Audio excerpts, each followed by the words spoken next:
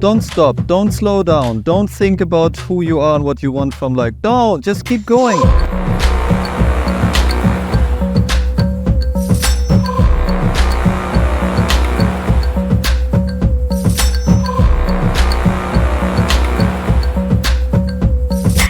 So what product are you testing there?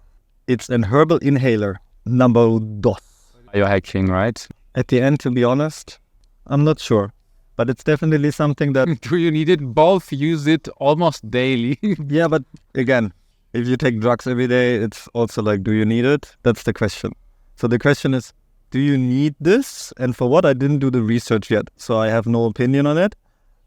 But by now I don't have any kind of like negative assumptions with it, and it's good for like opening my sinus. Actually, 2 or 3 days ago, I did some research. I researched all the ingredients, and it's really like fully natural. It's, a little bit of sinus, like freeing up. It's also against like headache and some like pain. So it sounds really interesting, to be honest. And I mean, do you need it? I think it's probably better than, coffee. But does it have the same effect as coffee? No, it doesn't have the same, but Many people do, but it's not really healthy. We talked about this topic 2 days or 1 day ago, and I know it's not the topic we actually wanted to talk about today, but doesn't matter. Now it comes and we go with the flow. The habit, or how to say, the need of product consumption, like our addiction to food, to drinks, to alcohol, to cigarettes, to weed, to whatever kind of supplements or however you want to call it, like sources. And if you really think about it, like we are addicted to so many things. People would probably not think about, no, I'm not addicted to sweets. I'm not addicted to eating in general or whatsoever. But so many people really are addicted to sweets or food in general because they do not really consume it consciously. And they are not aware of that they actually consume much more than their body needs. Totally now beside of that many people consume the wrong things and they are not like conscious about what is healthy for them and what has what impact on their body. But for that I did some research as well, and soon I can share with you. There's a nice app where you can actually scan all of your stuff you buy, and it then tells you if there's anything in there which is toxic or bad for you or and so on. So it lists up all the stuff, and by this gives you an opportunity to really like in real life get more conscious about what you're actually consuming. But because I know for myself, you go in the supermarket, you see something new, and your brain tells you, no, look, it looks so bio, so healthy. It cannot be bad. So yeah, let's buy it and consume it. And you skip this actually like necessary behavior of saying like, I don't know this product. I do not know what's in there. I might have an impression that it's healthy, but based on what I know about food industry, it might not be the case. So what I'm going to do, I'm going to check the label. Next problem. You check the label, have no idea what they're talking about. Then there are some rules where you say like, okay, if you cannot like spell or like how to say like pronounce at least like 3 of the ingredients or something, maybe better don't eat it, because most likely it's stuff that's not good for you. But with this app, for instance, it's much more easy because now they are basically focused on making the food industry more healthy, and by that they give you information about the ingredients, and if those ingredients are good for you, if there are like studies about it that confirm that a consumption of too much of that specific ingredients is like toxic or unhealthy in any certain way for you. And by that, you close this gap of like, okay, no, I'm not looking. Okay, I look, but I don't understand. To I do not have to do like much research on each of the single ingredients, but really can just like scan it and get the answer I need. And then you can do conscious decisions about what you're consuming. And addictions. At the same time with food, honestly, you just shouldn't buy anything that is all not true. You can, for example, like packet vegetables. You can buy frozen packed vegetables. Why not? Better if not packed, but yeah, maybe that's the one exception. But most of the packaged things are being processed. Yeah, no processed food. Well, yeah, industrially somehow reworked, and that's where the complex. There, I agree. So even if maybe they're not unhealthy actually through the production process, they are heated up a lot or whatever the process is, and they lose. But isn't it for veggies? Actually, that is a belief I currently have, but I didn't do research on it for many years. And before that, I just received that information and I just accepted it to be true. So at that time, I was not so careful yet about what I let enter in my belief system. But my belief was that actually like frozen vegetables in many cases, and there's the lack of my knowledge in regards to that topic, that those frozen vegetables are more healthy or like better in nutrition, because based on the fact that when they get like picked and they get like shock frozen, they keep their nutritions, and by that you have basically a benefit buying frozen vegetables compared to buying fresh ones, because they go through different kind of temperatures and so on, they lose nutrition in that kind of like distribution process. Do you know more about that? Yes, I wouldn't say they lose nutrition, but definitely it's kind of a misconception to call fresh products fresh. Like, be it vegetables, be it meat, what you get kind of in the fresh area of the supermarket, as it's called fresh, it's the fresh stuff, right? And so there is this big misconception that the frozen stuff is lower quality or lower grade or has worse nutrition. Most of the people think that, actually, but it's totally not true. I wouldn't say it's better because you cannot improve the nutritional value, but for sure it's fresher in the sense that there is some degradation in like fish, for example, or meat over time, and so the frozen things, as they're mostly frozen as soon as they're collected, they are fresher. What they lose a little is the sensory structure, right? So if you buy raspberries or whatever, the deep frozen ones obviously don't have the same structure anymore. I feel that for, how's it called? Brombeeren. Yeah, for sure. Because the reason is the ice crystals, they break the molecules, so they just don't have this. Yeah, it becomes more munchy for the, what is Brombeere? I actually don't know that one. Yeah, dark blue. Is it raspberry? Could be. For that you really feel it, because it becomes really munchy if it's the frozen one. And if you have it fresh, like where I grew up, in the backyard, there were like huge plants of those. So I really had like the fresh ones, like from time to time in the year. And they were so good, you know, like. Even strawberries, and I think a lot of. If I think about it, to be honest, when I was a child, I could still go outside, and on publicly available places, there were like those raspberries which you can pick and you can consume. But then if you think about it, then at a certain time, they're like, oh no, we're going to put here a playground. So we cut all this nice, like, it was huge. It was bigger than my whole terrace. It was just like full of raspberries. And they cut all away just to put like a playground somewhere instead of like just keeping it and then putting a playground, I don't know, next to it. There was so much space. I mean, they call them wild berries for a reason, right? They used to grow everywhere, especially in Europe, like in the whole like colder area. But now you don't have. Morning hours, they need more like colder temperature. So in the south of Italy, for example, at some point they don't grow anymore. But it's full. It was full. And then somebody said like, oh, I picked these, they're nice. I started to sell them, oh, also nice. So I do big fields, and the rest is like, you know, fuck it. I do playground, I do even, did you know, when I discovered this, I wouldn't believe it, that most of actually the woods in Europe are fake. Like there is almost no original forest left in Europe. Most of the forest in Germany was actually planted during the World Wars to produce wood. If you have ever... So the Black Forest is fake? I don't know exactly the ratio, but a lot of it is actually fake. Okay. In the sense that normally in like real forest, you have up to 0.5 meter of like very soft terrain. Try to find it somewhere. It's almost don't find it anymore. And also trees have totally different forms and shapes. If you drive through Germany, most of the trees have the same height, are kind of aligned, are kind of weird. Ale.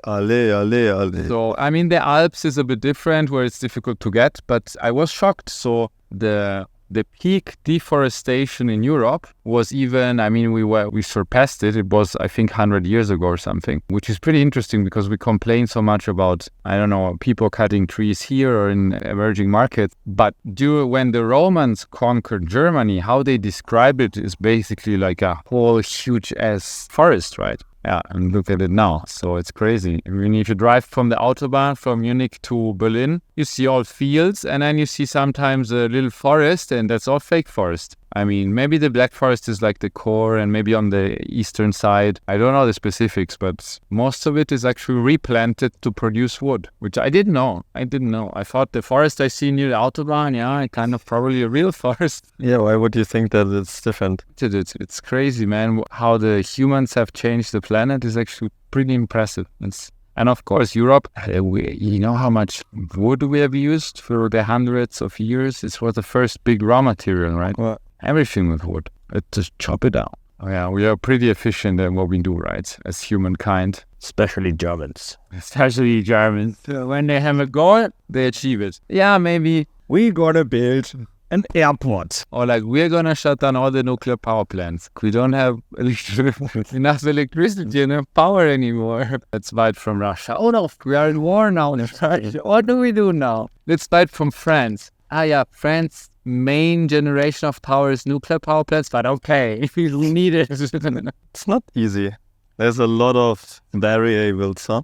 We're just developing at such a fast speed, right? Nobody knows, and the decisions we take, we don't know what the implications will be in the near future or are difficult to predict. But yeah, I think one of the biggest failures is the Atomausstieg. Well, even there, everybody gonna have different opinion. I do not actually have an opinion at all because I don't dive into that kind of area too much. So right now I don't know too much about those things like in detail. You hear this and that, but I have other things I honestly like focus on. Yeah, for sure. Also not on top of my mind, but still something I kind of followed because I used to work with the big companies there in the energy sector, and they had it. But nowadays, even if you don't follow, you almost impossible to not feel this currently happening change. Or at least that is what I feel. It's like, even I focus on all my stuff, I still see like what's happening in the outside, how everybody's more and more understanding the importance of community and how people trying to find solutions to bring people together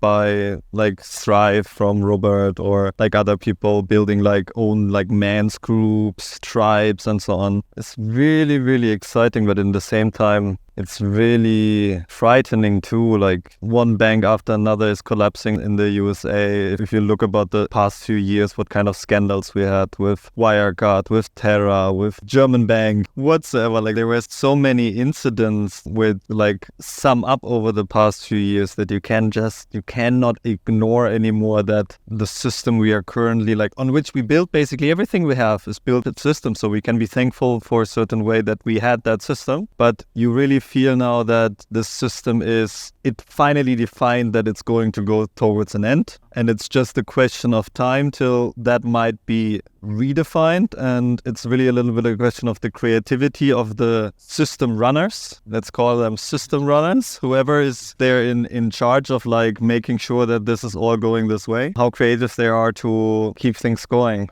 because change is coming. It is coming, and it's everyone's decision. Like, I believe that most people, and especially people who listen to this podcast episode, they would be able to confirm that they feel that there is something, but they maybe not yet able to really give it like a clear picture or like put together the dots to define for themselves what they should do or like what's the next step for their personal journey. But you cannot deny that stuff that goes wrong on system side takes up like more and more and more, and that the stuff of like creativity and technology and how people come together, work together, more and more like increases, like that the consciousness of people gets like higher and higher simply by the fact of globalization of the last 20 years, because we multiplied our way of exchanging informations in a way that is unbelievable. And now with AI, you're not even anymore like depending too much on others to really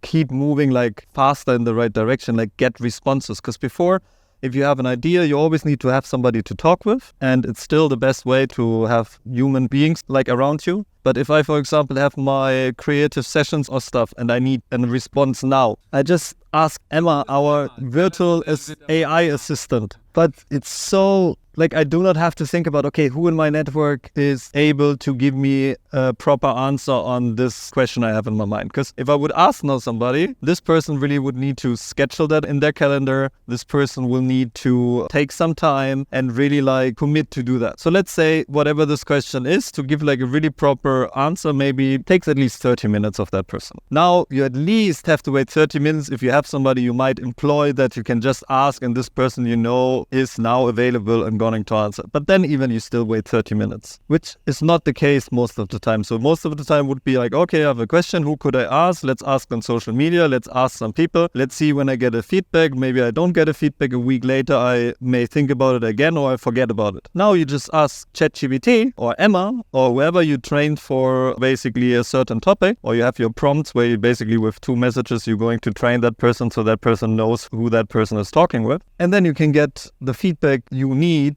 like really optimized for your current situation. It's not 10x, it's not 100x. I cannot even it opens new doors. I mean, especially if I think I was still learning maybe through encyclopedia and library books, just, few years ago. I was always too lazy to go to the library. I always told you, I never read a book in my entire life. Yeah, but to do research at school or something, I totally understand the value of reading books and stuff, but for me, I don't know. I do audiobooks and things. Makes much more sense for me, but I think everybody is different there. Because me with my ADHD, I cannot focus on reading a book. I need to have this, and then at the same time I will have my thoughts, because they will run too. Let's say podcast, then you have your thoughts, and then maybe even while you listen to a podcast, you even do some work on, let's say, the website, or even like writing a script or something. Can have different kind of layers. But I always do multiple things, which I believe is not always the most healthy thing. Like now I've felt for myself, I used to do stretching when I did it then together with podcast or something. But now I do not, I also try to do it with meditation music in the background.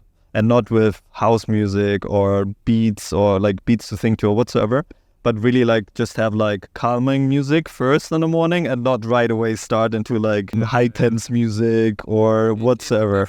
The power of music, wow, that's something audio, yeah, interesting. The power of music on your brain and how your brain functions. It's pretty impressive. Depending on the music you hear and which type of work you do, you get into a totally different brain set. Imagine you listen to Hula Paloo, and in the same time you try to make something really creative. It's funny because sometimes in the morning, I don't always listen to music, but when I listen, I have I feel into myself, try to understand from a feeling perspective, what music do I think I would appreciate. And that can be some very chilled acoustic, morning sounds, already a set of some kind of deep house electronic music, or some more this oriental, very chilled beats. And then sometimes I put the music on, and after a few minutes I feel nah, this is clashing with my brain, It's really and then you feel you really feel it, and then you change it, and when you're in sync, you're okay, nice, now I can flow. I have my specific playlists. I have one playlist for meditations. I have one playlist for beats called Beats to Think To. And then I have one playlist, my own playlist. There's all the stuff in which gives me good energy and stuff. So the third one I can use also for work sometimes. But sometimes if I really want to go deeper, I do the Beats to Think To because it's a more narrow collection. And then even if you want to make sure that don't have any kind of vocals on your ear, then using Brain FM. And then they are focus mode and or electronic music. And then this is the music to go through. And then you see how long you have been in focus, because then at a certain point you turn it off and you're what, 2 hours 40? Oh, nice. For example, for me, I cannot work with, except at light work, but I cannot work with playlists with tracks. I always put a set. And then I know at the beginning, it's kind of my hack. I always on SoundCloud, I have these sets. And then I also know how deep I go. Is it trancey techno? Well, then it's really if I go so deep, if you take me out, I'm what's going on, I'm if I write or model or stuff, and then and some more chilled is okay, I need to work with a team, and I cannot be fully in my tunnel kind of. It really depends, but that's really interesting. I think there should be we should actually explore the topic even more, music. At the end, we always say it's environment. And environment is not only what we see physical, it's also what we see digital, it's also what we experience physical, it's also what we experience digitally. And sound is the third area. So you have physically, digitally, and vocally. Would you say vocally? Acoustically. Those are the smell also, basically your 5 senses. But physical and digital, basically, the digital environment just gives us now another source of data, and a source of data which most people do not even even have under control, because there's a lot of information they do not actually want to consume, but they're kind of forced to another notification, and this, and those badges, and here, and hook, and there, and this. The environment is so important. And I feel it now, like you realize that in the past few years, that again and again, like optimization here and there, and then something works better, and then I'm still like not so happy with the process, and more and more figuring like out like what's really the environment, and when do I need what kind of environment for myself, and how do I communicate it with the people around me, like with the team, with everybody who's taking part of it, so that when I define for myself that my environment needs to be clean and I don't want any distraction, that neither on my phone or my digital assets, which I can control basically through different kind of settings and the setup we have, that I don't get like disturbed there. And if I get disturbed, like I cannot judge anyone to send me a message when I want to focus. If there's a notification coming up, I need to make sure that this notification is not coming up if I don't want to have it. But in my physical environment, especially like if you work in the same house or in the same space or whatsoever, you really need to have like clear communication about when do you want to be alone, when people are able to come, and why certain things are really important for yourself. Like for me, like, okay, the living room is my creative room, it's my office, so it needs to be clean, and no matter if it's just a butter knife or some breadcrumbs, it's really important that it stays clean and that I have control of my environment. But because how should I be confident in planning huge vision and like mission for the future, while I look around me and even my kitchen or the floor or whatever is all a mess, and I do not really know like how to manage like the space I'm in right now, but I want to be in a bigger space with more people, with more influence, with whatsoever, but not even able to manage your small circle of, let's say 2 or 3 people. So it's really like we always want to have this big thing. We see something, we say we want this, but we do not understand that before we can build a family of 50 people, we should be able to build a family of 2, and then of 3, and then of 4, and then maybe from 4 you jump faster to 6, to 8, to 10, whatsoever. But you really need to do it step by step, because otherwise you're going to be overwhelmed, and it's just your ego who says like, yeah, sure, I can do that. It's a step-by-step process. And more important, even for environment physical, we talked about that as well. Really have everything you want to, or you need to see, to improve or do the things that you want to do. You need to have them in your physical space, like where you see it. Like now my foam rolls are not anymore in the wardrobe, it's like outside on the sofa, so that in the morning and in the evening when I do my stretching routines, that I see it, and then I actively like can take it and do my stretching and stuff. And not that I need to, like, I do not see anything. I do not see my TerraBand. I do not see my foam rolls. I do not see whatever kind of equipment which I might need to do certain things which are part of my routine. And then I expect myself to do all those things while my brain is not made for preparing every day the same things when I do them every day. Like, why do I should have it in the wardrobe if it's a routine which I do like every morning, every evening? I'm not going to put it in and out and in and out and in and out. And if you do that, because that's your setup, then still the box where you have then all the stuff for this certain things, this certain routine, it's all at one place, and you do not have to think like, where do I pick what up? You need to have like an routine that really suits your individual goals and the habits you decided to implement with it. Yeah, and routines are so powerful. People underestimate. Routines are systems. Routines are mental systems for humans to save energy and use their time more efficiently. That's basically it. It helps you the same way it helps you a system like in your workflows, because you have different projects you want to do, and in those projects there are different things that need to be done. You implement systems that give you the opportunity to make those things not only faster, but also by increasing their quality. So you get better while investing less and less time. That is what systems are for, to achieving more while working less. And for your mental state or for your personal life, it's habits. Because habits are basically, it's kind of like, is it a synonym? What would you say? But it's the word which describes the setting of your mind. Your habits define how your mind works. Like if you do something by a habit, let's say brushing your teeth, you do not take any of the energy, or I think there are studies about it, maybe like 5% of the energy you would need to do a certain thing if it's not like a habit of yours, it takes like 100%. And if it's a habit of yours, it takes like 5. As you need to think about it. Yeah, It's just like, that is what came to my mind a few days ago. I was like, really, like I have pain in my legs because I told you I have this problem with my hip. So I'm a little bit like disadvantaged with a hip of like probably now 55 years old. And by that, I really quickly get like tense hips and a lot of pain.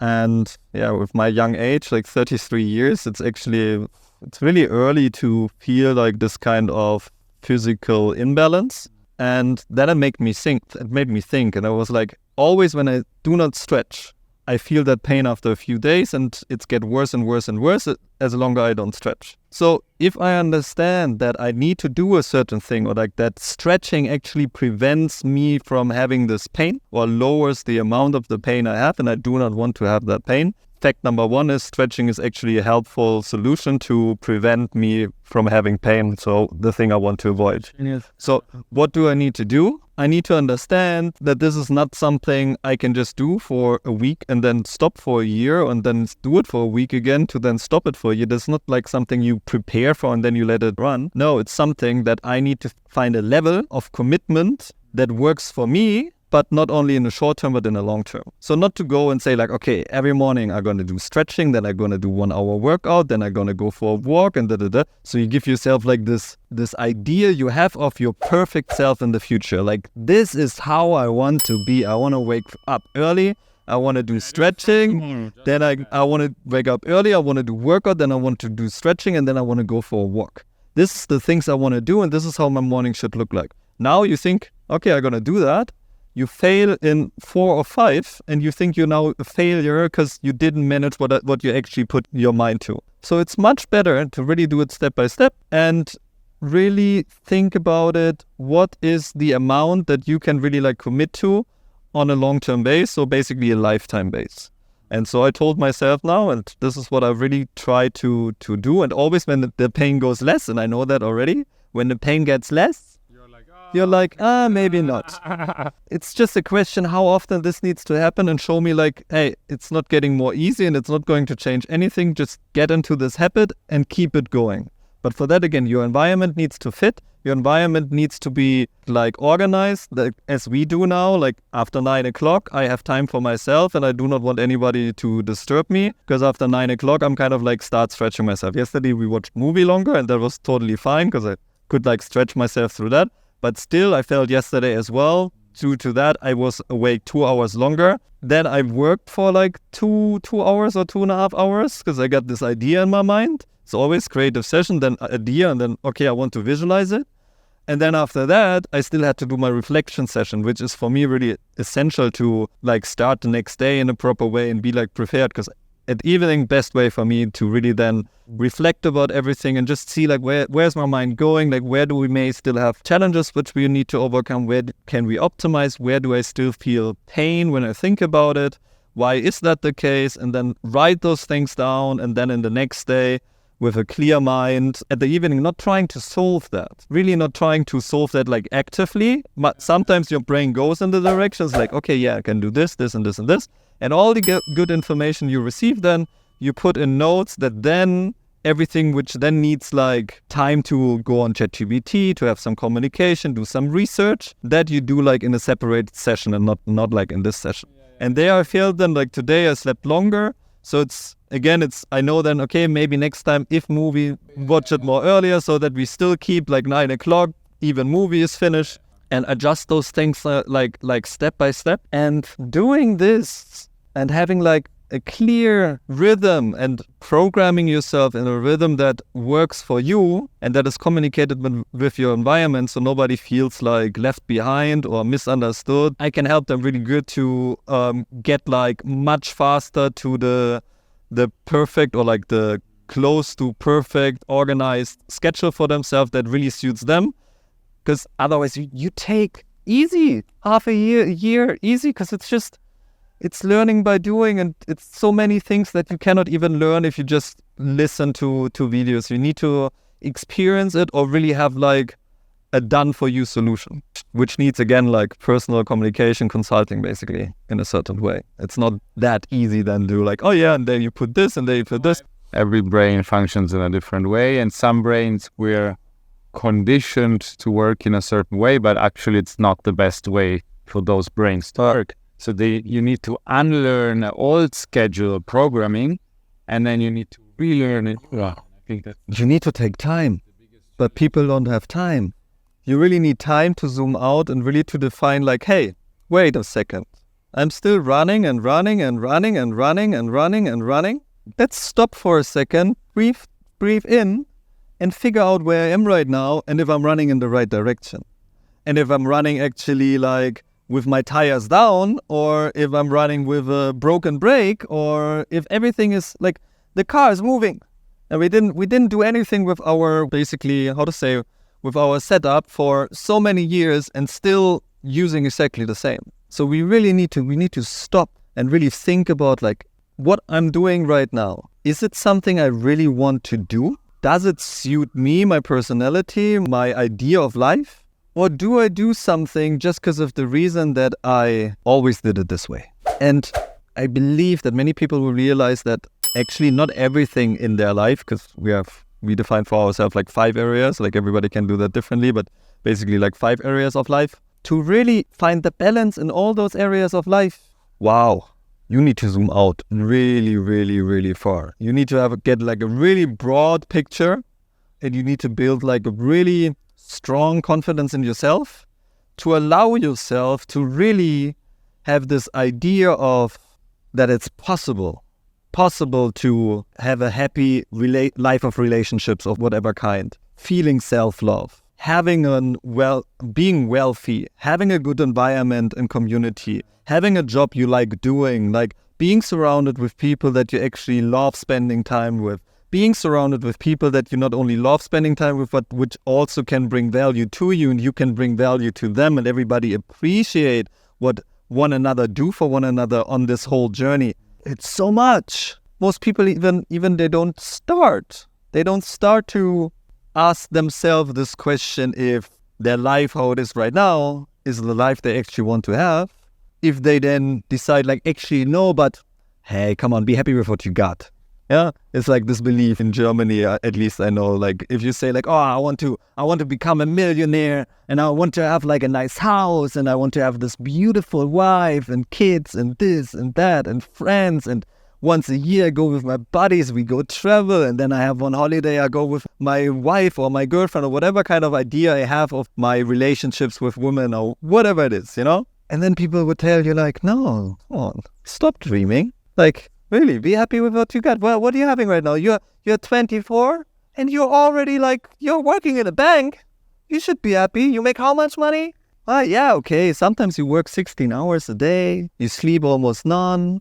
Your life there's only party, and you feel like, well, I make a lot of money, but I'm not so fulfilled. That doesn't matter, right? No, it's just really, we need to zoom out. We need to stop running. It's like I feel everybody is busy since so many years, and the whole system is kind of like structured in the way that you stay busy. Like every day you get like a letter about, maybe you need to pay this invoice, and maybe here you have some stuff you took a loan on, you have to pay. And here, I don't know, your kid in school makes problem, and this and this and that. And everywhere you have this negative input. Like normally, if you're living in like Germany and you have like bills and some contracts, and they all send letters, and you're like, it's either way, it's always just shit letters, because you can either bills or some issues. You never get a nice letter. Like, when did you ever, like maybe like 15 years ago, people used to send some nice, like postcard from nice locations. But now it's just like bam, bam, bam. It's all like bad stuff. Or the kid's school rent is due or whatever. It's kind of like the system tries to keep your mind busy. Don't relax. Don't stop. Don't slow down. Don't think about who you are and what you want from like, don't, just keep going. Keep going. We need to keep the system running. Well, I didn't build that. Oh, we touched a lot of topics today, huh? And none of the ones we actually wanted to talk about. Enough, I think, for people to, crunch some content and ideas and be inspired and challenged and thrilled. I hope you enjoyed this one. And don't forget, Check out our website, www.ntnk.io. Sign up for free and join us on our journey. Never know. Now I jump in the pool. You are in the pool. Standing, I didn't jump.